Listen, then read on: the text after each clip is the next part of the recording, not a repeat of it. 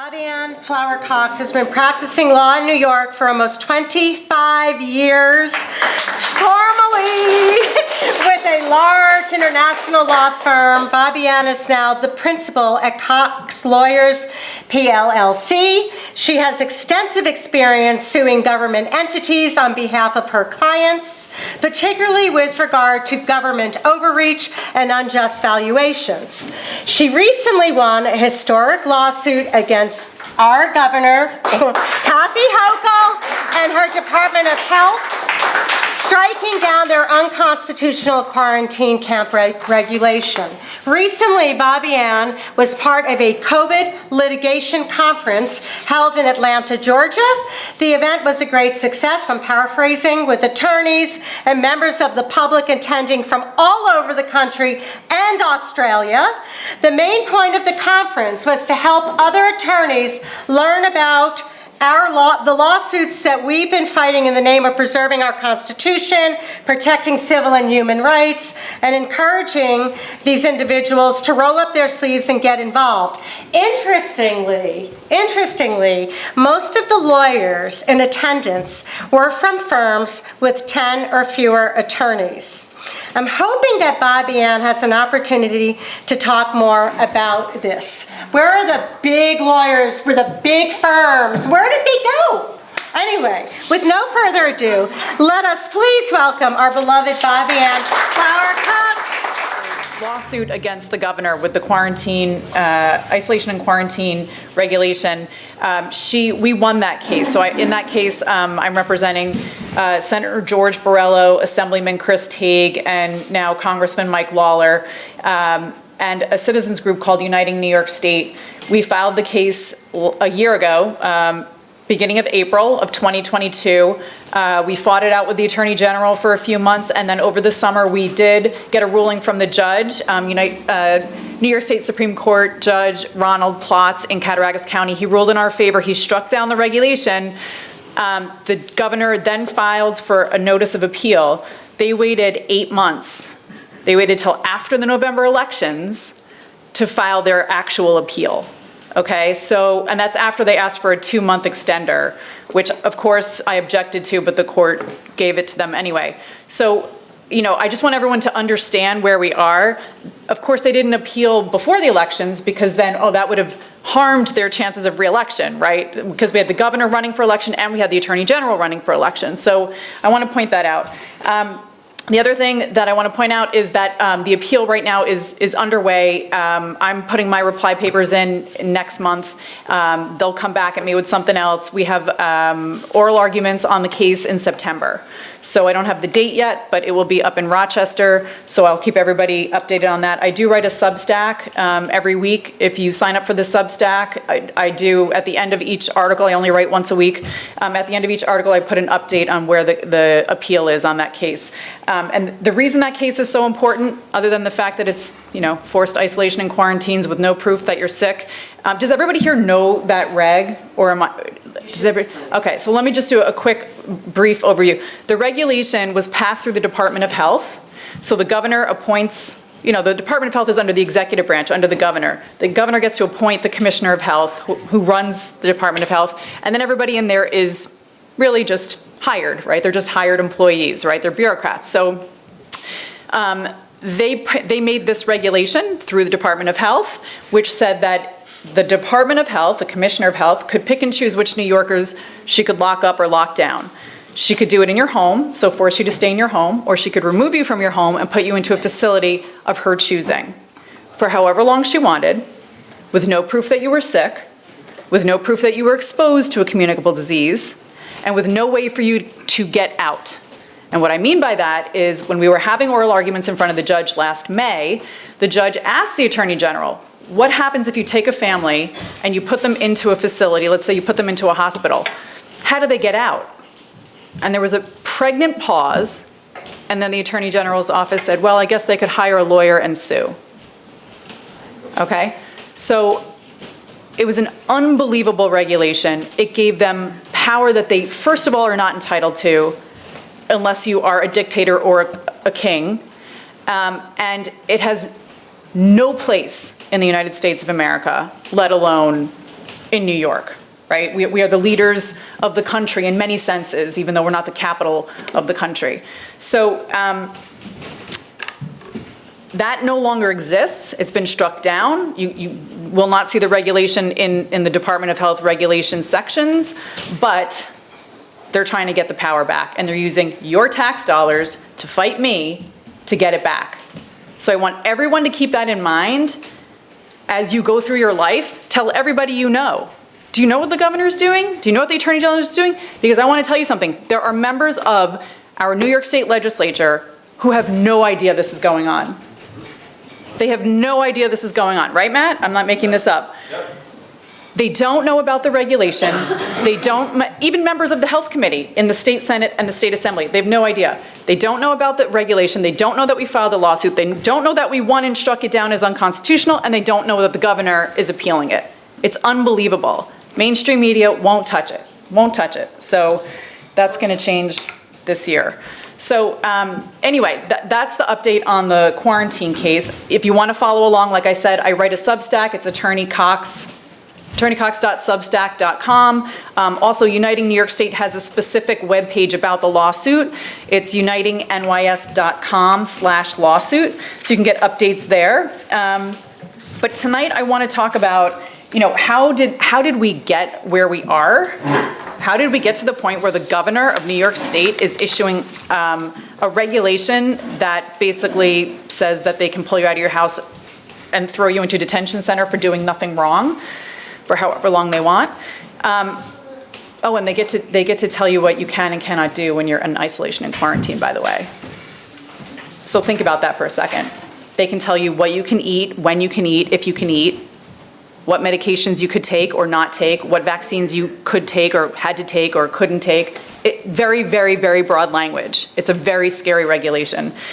How we got here is one big reason. We've got here a few ways, but one big reason, which actually Matt was touching on when he was talking before, one-party rule. We have one-party rule in this state for 5 years now in a row. And I don't care which party it is, one-party rule is pretty dangerous for the people because there's no other side to be heard, right? So the Democrats, right now, the Democrats have a supermajority in the New York State Senate, the New York State Assembly, they have the governor's mansion, and they have the Attorney General's office. Republicans have no say in anything that goes on in running our state. That is very dangerous. It's very scary. And what we need to do is to change that. We need to bring back and restore the balance of power. We only need 11 seats in the New York State Senate to bring back that balance of power, right? So we have elections next November, not this coming November in 2023, but next November, we have the ability to flip the New York State Senate. It's an easier flip than the Assembly, and we need to all work together to do that because we need at least one of the houses to be not a supermajority of Democrats. Supermajority means, just in case anybody's not sure, supermajority means that the Democrats in the New York State Senate and Assembly can do whatever they want. Even if a bill passes both houses and goes to the governor's desk and the governor wants to veto it, it doesn't matter. She can veto it, but they can override her veto. They have a supermajority. So it is extremely dangerous. And as Matt had said before, the New York City Democrats, because New York City is so large in population, they have more of them, and they can do what they want, and they can say, this is what we want to get done, this is what's going to happen. So they're holding up budget negotiations because they want this, they don't want that.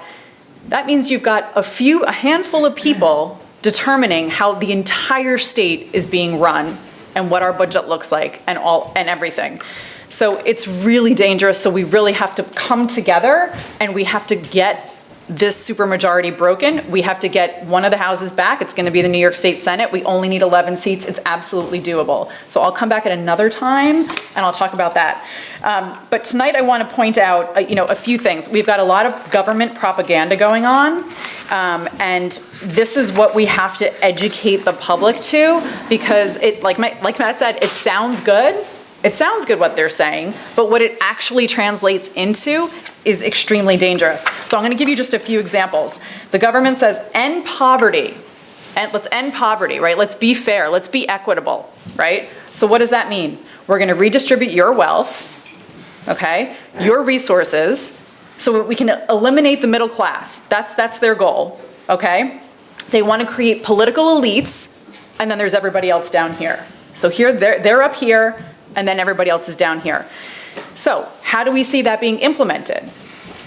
Cuomo eviction law change, right? So in 2019, Cuomo was the governor. He gets passed an eviction law, a change to the eviction law. So just one provision of that law, I'm not going to get into a lot of details, but one provision of that law changed the 30-day notice to evict a tenant to 90 days. So now what happens? Now you see landlords, and most landlords in the United States of America are mom and pop shops. They're not these big conglomerates, Black Hawk, whatever, no. They are people like you and me. Many of them live in one side of the house, they rent out the other side, or this is their job. This is what they do for a living, right? They built up all their money, they bought an apartment building with maybe, 5 apartments in it or 6 apartments, and they rent it out, and this is how they pay their bills, this is how they put food on their table. Those are the people who are being severely damaged by these kinds of laws. So now you have tenants that won't pay you for 90 days, because now you have to give them 90 days. You have to give them 3 months before you can evict them. Then you start the eviction proceedings. And those always take another at least 6 months. I don't do L&T, but I was in the real estate realm before this. So landlord-tenant, I don't do landlord-tenant, but evictions take a very long time. So now you have these landlords who are sitting there saying, how am I going to pay my bills? Okay, that was exacerbated by in 2020, when the COVID pandemic hit, all of a sudden the United States saw an eviction moratorium, right? The CDC, the Center for Disease Control, think about that, issued an eviction moratorium across the country saying no landlords in this country can evict their tenants because it will spread COVID. Okay, so when I heard that, I was like, okay, that doesn't pass the sniff test. There is something going on way, way bigger than this, right? And it took a year and a half for the United States Supreme Court to shut it down. They did shut it down, but it took them a year and a half to shut it down. And New York State passed their own eviction moratorium on top of that one, which just recently ended. So you had landlords in this state that went, some of them 2 years without income.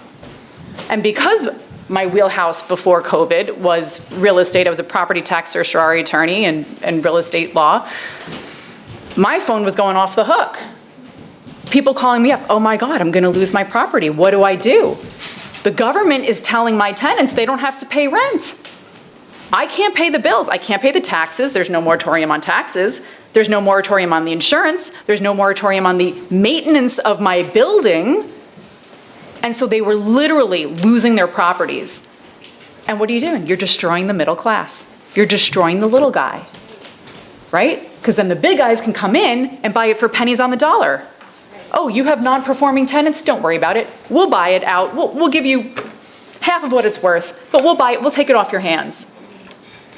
This is what went on for 2 years in New York State. Okay, good cause eviction.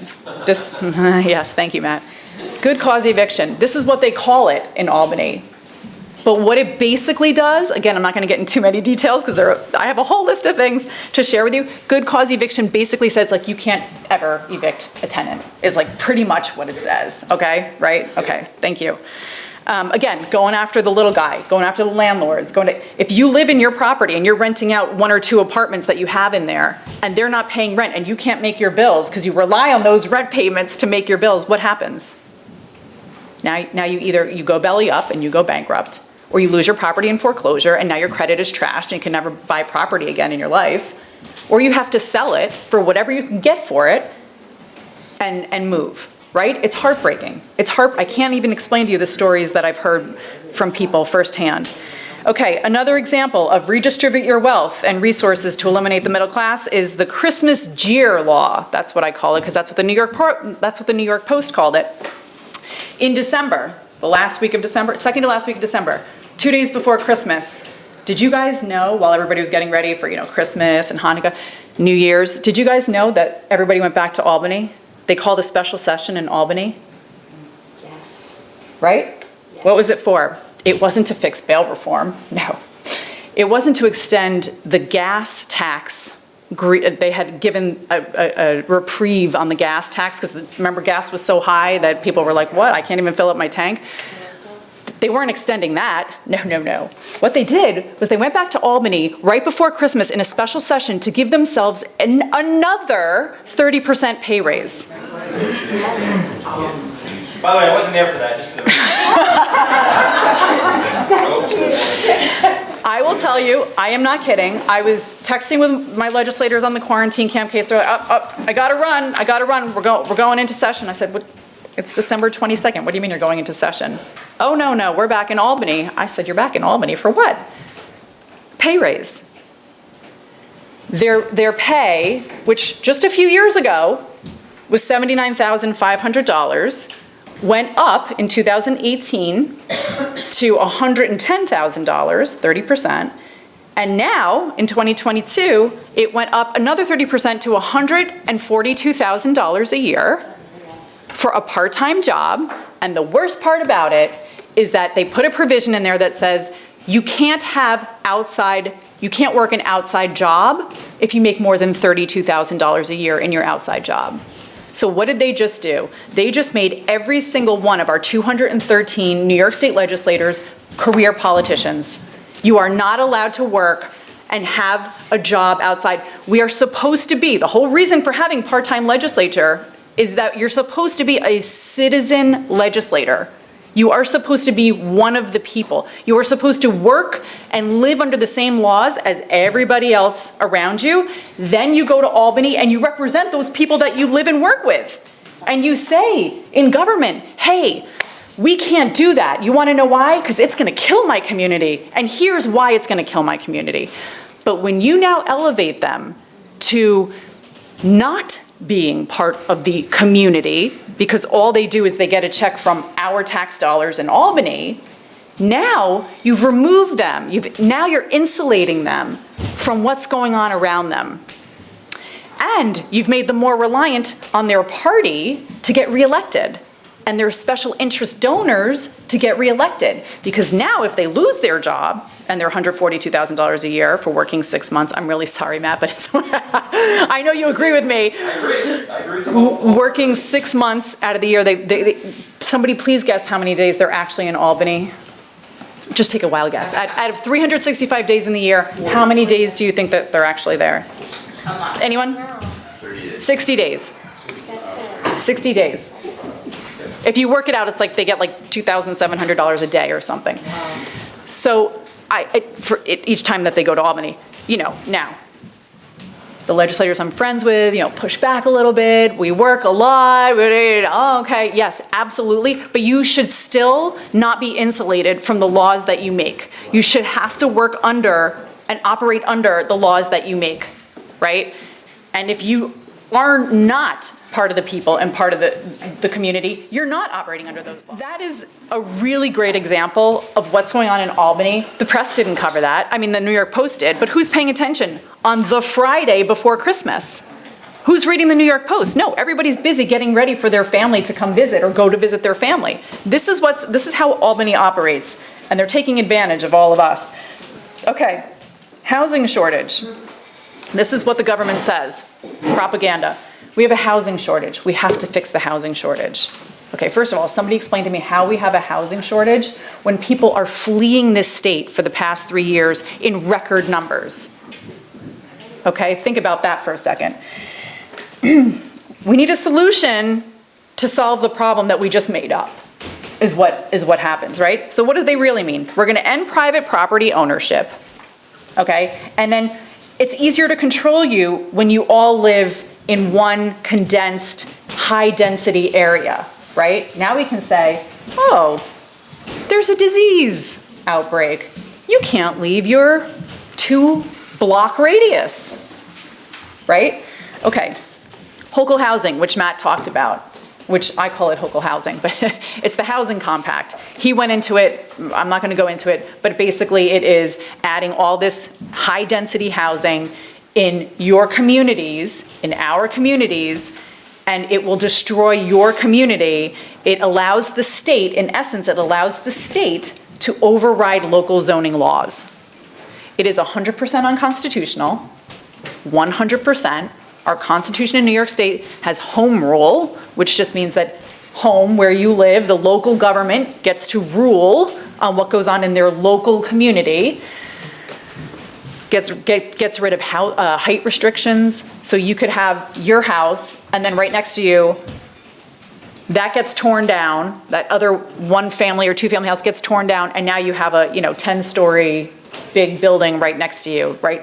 It's atrocious, is what it is, but they are trying to stick it in the budget, okay? Sustainable agriculture. This is what the propaganda that they put. We need sustainable agriculture. Okay, what do they really mean? They really mean we need increased food shortages. That's what they really mean. Because we stopped producing enough food in this country to serve and feed our country about 5 years ago, 10 years ago. So what's happening? If you ever drive through upstate New York, right, because over the past 3 years, I've been doing a lot of speeches. I go all over the state, so I've seen this with my own eyes. There are lots of solar farms popping up in New York State. Solar farms. So they're getting rid of the traditional farms, like Matt said, no farms, no food, and they're putting up solar farms, okay? And of course, they give incentive, the government gives incentives to do this. Oh, we don't need food, just put up solar panels, okay? Then we've got, let's see, New York State boasts over 188,000 projects since 2020. 188,000 solar projects in 3 years. Not even 3 years, because we're only a quarter of the way into 2023. More propaganda. Okay. We're going to promote public health and safety. We're going to keep New Yorkers safe. What does that mean? Well, we're going to tell you what you have to put in your body to keep you safe because, we are the government. Or we're going to be able to quarantine and isolate you at our whim because we know best, because we are the government. No proof that you're sick, though. Okay, so I went into that, but we do see many bills proposed right now in Albany that are, they would require the children, whether it's kindergarten through 12 or college students or even adults, to get the flu shot, to get the COVID-19 shot, right? Like there are all these various bills.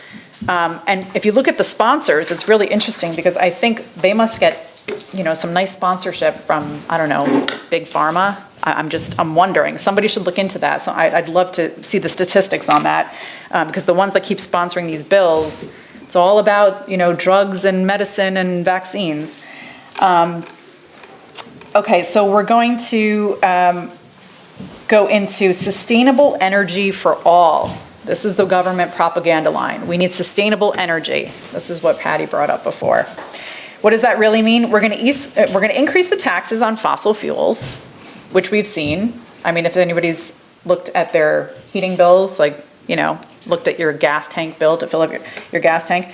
We're going to do caps on usage controlled by smart meters.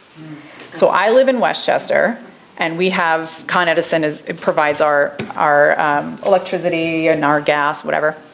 And on the bill that you get each month, there's a rating. Now you're rated by the energy company. Either you get a smiley face, or you get a straight face, or you get a frowning face, depending on how much energy you used that month. And they compare you to your good neighbors. They literally have a graph on there. Central Hudson does it too, same exact thing. I'm sorry? Central Hudson does the same exact thing. Okay, so there you go. I didn't think it was just Westchester. I'm saying this is what they do now. Look at your bill. Don't just put it on auto pay and don't ever look at it. Look at the bill. It's unbelievable. Smart meters are going in everywhere. I got a notice from my city. Oh, we're going to upgrade you to a smart meter for your water usage. I wonder why. Okay, if everything's smart, that means that they can control it because they can cap it and they can shut you off. Getting rid of racism is their propaganda, right? We got to get rid of racism. You're also racist. Okay, what does it really mean? Bail reform in 2019 was a result of everyone being too racist. Bail is racist, according to the supermajority of Democrats in Albany. Okay? Meaning, you commit a crime, you get arrested, you get brought to jail, you get booked, they, do all your information, the fingerprints, the pictures, whatever. Bail is when if you can't pay bail, right, then you have to sit in jail until your trial, right? If you can pay bail, the judge gets to set bail, used to get to set bail. If you can pay bail, you pay the bail, you go out, but then you still got to come back and show up for your trial. What bail reform, they called it bail reform, did was took the power away from the judges. So the judges can't decide anymore, for the most part. On some crimes they can, but for the most part, the judges can't decide whether or not there's going to be bail set and what that bail would be. So somebody commits a crime, they get arrested, they get taken to jail, they get booked, and then they get released. And so you're seeing a tremendous spike in crime. Why? Number one, because you're letting the people that just committed a crime back out on the street right away, so they feel like they're invincible. And number two, what is the consequence? They have no consequence, so why not do it again? Why not just go, steal another purse or whatever they're doing, right? Because there are no consequences. That's bail reform. Okay, that's bail reform. Another one. They were letting criminals out of jail in 2020 because they were claiming that it was spreading COVID too much in the jails. So they just started emptying the jails out. What do they want to do? Okay, yeah, so they want to, implant a police state, right? They want to have the ability to control us at any moment. And that is part of the lawsuit that I'm fighting right now with the quarantine, isolation and quarantine procedures. Their argument is, well, if there's an emergency, don't you want us to have the ability to control 19 million New Yorkers like that? They want centralized control at the state level. They would love it to just be in one person's hand, like the isolation and quarantine regulation says. Commissioner of Health gets to decide everything. This is what they're going for. It's completely unconstitutional. It is completely against what our country stands for as a country. And people need to hear about it. People are not hearing about it because the mainstream media is not covering it. And so if you don't know what's going on, how can you possibly fight back against it? Right? Censorship. It's destroying our state. I mean, how many people, just show of hands, how many people knew about that 30% pay raise the week of Christmas going on? Okay, so like half the people knew that it was going on. How many of you knew it was going on while it was going on? Okay, 2 people. And that's only because I lost. And one of them had run for state senate. So 2 people in the room knew about it when it was going on. I only knew about it because I'm friends with a bunch of New York State legislators. I never would have known about it. This is what's going on in our state. Everything's being kept quiet, it's swept under the rug, the media doesn't pick it up. Alternate media does. Great, but how many people, other than the people in this room and the people probably that you're friends with, look at alternate media? No, not really. Most people are glued to mainstream media, reading the New York Times, looking at MSNBC and CNN, right? So let me transition into what we can do to try to break this cycle, because it's really overwhelming to hear all this and think about everything that they're doing to us. So we definitely can fight back. There are a lot of things we can do, but everybody's got to do something. So to raise awareness, we need to talk to people around us. The mainstream media is not going to do it for us. We've already seen that for the past 3 years. We need to talk to the people around us. We need to share information. So things like, sign up for my Substack. It's completely free. It's easy. It's once a week information. But when you get the link, don't just read it and delete it. Pass it on. Forward it to people. Post it on your social media. Same thing with Uniting New York State. That's the citizens group that's on the quarantine lawsuit. They do a once a week newsletter that's packed with different kinds of information, and then they have links to, you want more information, click here, and it takes you to another page or another article or whatever. They have flyers for upcoming events. Sign up on their website. Again, it's free, unitingnys.com. Just sign up. Once a week, you'll get the e-newsletter, read it, and then pass it on. Post it on your social media. We have to spread the word further than it's getting. Be active in your local community. Now, you want to join the Women's Republican Club? Great. Join it and bring a friend. Bring 5 friends. Keep talking about it. Get people to come to meetings. If they can't come to meetings, I know everybody's super over busy and over scheduled, and I get that. Take the information and share it with them. Come to the meetings and say, okay, well, you know what? They handed out some flyers. Here, I've got one for you. These are the little ways that we are going to break through this wall of censorship. We have to do it ourselves. We have to do it at the grassroots level because we don't have it coming down from the top because we have really bad leadership going on right now and supermajority in our New York State Senate, Assembly, and the Governor's House. So, other things we can do is talk to people, spread the word on social media, go to meetings, bring friends to go to meetings, but let's partner with it happens to be Republicans, the New York State senators, the New York State Assembly members, the county level legislators, the local town board legislators. Let's partner with those people who are on our side and let's grow that base, right? There has to be more interaction with the people who are in office. Because if we have this disconnect, we're not going to get as far as we can get is if we're all working together. So we're working on, at Uniting New York State, we're working on building those bridges with the elected officials and starting to try and have these meetings with them, have these discussions with them, and then eventually it will turn into forums and events with them. But we're doing things like, hey, we have to do voter registration drives. We have got to get more people signed up to vote. We are not tapping into our resources. If people knew what was going on in Albany, I just gave you a very brief overview of what was going on in Albany. I could have talked for 5 hours on it, as Matt could. He said he could be here all night talking about it. If people knew some of these really drastic things going on in Albany, I really think that they would motivate to register to vote. Or if they're already registered to vote, maybe they would motivate to actually go and vote, because a lot of people are registered but don't actually show up at the polls, right? Other thing we can do is get people to understand the importance of voting. I know a lot of people say, oh, but they cheat and there's fraud and there might be. Even if there is, 19 million people, if you figure you don't even need half of them to show up. In the last, let's see, November, I think it was it 3 or 4 million people voted? Does anybody know the statistic? It was low. It was like 3 or 4 million people voted this past November in the statewide gubernatorial race. We have 19 million New Yorkers.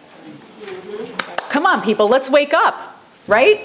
We got to get these people motivated. They're going to be motivated if they hear the possibilities of what is going on in Albany. There is a bill that is being proposed that would require, and it's in both houses, and it's gaining support, it would require sex education to be taught to children in every school in New York, starting in kindergarten.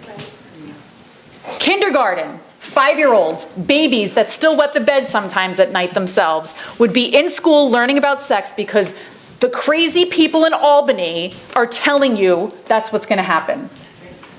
It is a complete attack on parental rights. A complete attack on parental rights. You are the parents, you decide how and when your child learns about sex education. Another attack on parental rights. There is a bill last year, I'm not sure if it's been reintroduced yet, that was children, including minor children, in New York State would be allowed to decide their own medical decisions. So if they want to have a medical procedure done, it didn't matter what it was, anything, dental, physical, sexual, whatever. And yes, 1,000 people asked me this question, including hormone blockers and sex changes. The child gets to decide. The medical professionals have to listen to the child, even over the objection of the parents, but the parents get to pay the bill. So this is what we're up against. It's not insurmountable. if everybody pulls together and does something. If you don't have time, then donate money. If you can't donate money, then volunteer your time. Get involved with a local group. Get involved with, if you have a specific area that you really like, you're passionate about legislation, or you're passionate about media, spreading the word, get involved with groups. There are so many freedom groups that have popped up around the state over the past 3 years. So many. If you don't know what you can do or what, email Uniting New York State. It's a volunteer organization. There are volunteers. They'll get back to you and they'll give you suggestions. They'll say, here are our groups that we run. If you want to do something else, here are some other groups that you can get involved with. Everybody has to do something if we're going to win this. To be a part of what's going on. If you can, run for office, okay? Whether it's state office or it's local office. Run for office. School boards are extremely important. People don't think of that. They're like, oh, the school board. It's so important. Do you know some of the books that they're putting on the shelves in the kids' libraries at schools? It is literally pornographic. We need normalcy to return to this state. We do. All of these crazy things can be stopped if people like this get involved, run for office, grab somebody, and if there's somebody that's running for office who you know, who you like what they stand for, support them. Like I said, either volunteer on their campaign or give them a donation.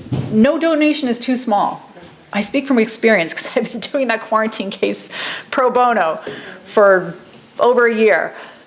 It is so important to support the people who are willing to run for office, that are willing to stand on the front lines, that are willing to say, enough is enough. We're not doing this anymore. And if you think about it, somebody said this to me recently, and I was like, oof, you are really right.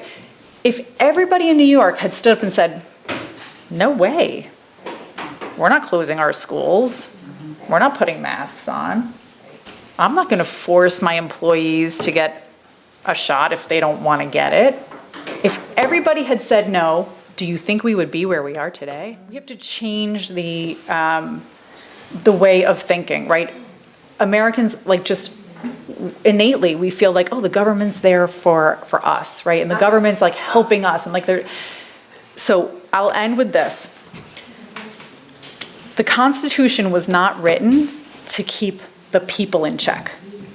The Constitution was written to keep the government in check. And we need to remind the government, meaning our elected officials, about that fact. In the history of mankind, no government has ever taken power from its people and voluntarily given it back. The people have to demand it back. We have to stand up. We have to say no when they are doing something that is unconstitutional. We have to bring lawsuits. But lawsuits can't be the only answer, because lawsuits take time, they take money, they take a lot of time, they take energy, they take resources. We can't play whack-a-mole. We have to go on the offense, and we have to start putting into power, elect people who think like us, who understand the Constitution, who want to honor the Constitution, and we will be so much better off, because the Constitution was written by our founding fathers who came from tyranny, right? They lived under tyranny, and they wrote the Constitution after they fought a bloody war for years and gave up so much, and they wrote the Constitution keeping that in mind. We don't ever want to live under tyranny again. 3 equal branches of government, each one has their own powers. This is how we're going to live. And if it's followed, the Constitution will bring peace and prosperity. When it is not followed, we end up in this situation. That isolation and quarantine regulation is a breach of the Constitution. 100%. And look what it would allow the government to do to its citizens. Unbelievable. So thank you all for coming tonight. I really appreciate it.